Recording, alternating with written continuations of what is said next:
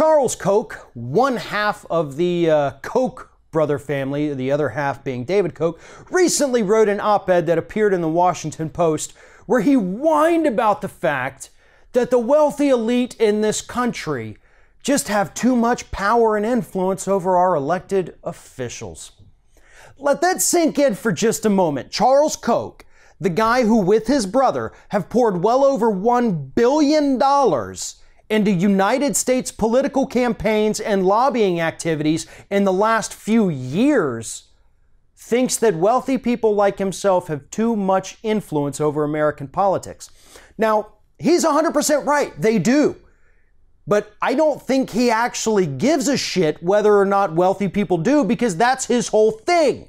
That's what his entire life is based on, being able to buy and sell politicians as if he's trading stock. Because for him and for other wealthy people like the Koch brothers, that's what this is.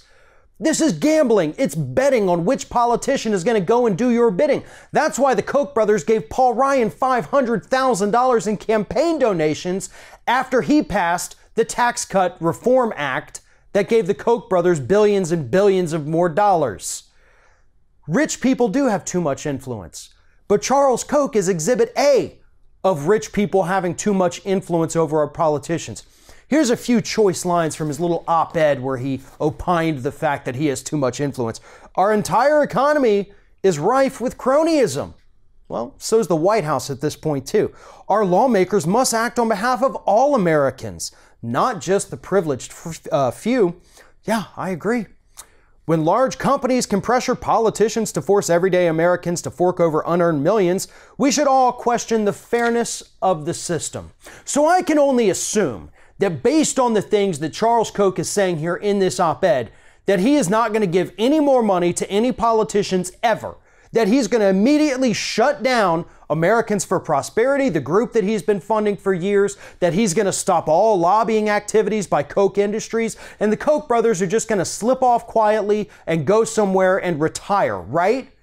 I mean, if you're complaining about it, if you think it's a problem, then you start with yourself, because your entire existence is predicated on being able to buy and sell these politicians that enact these horrible policies that benefit you but screw over the rest of the country.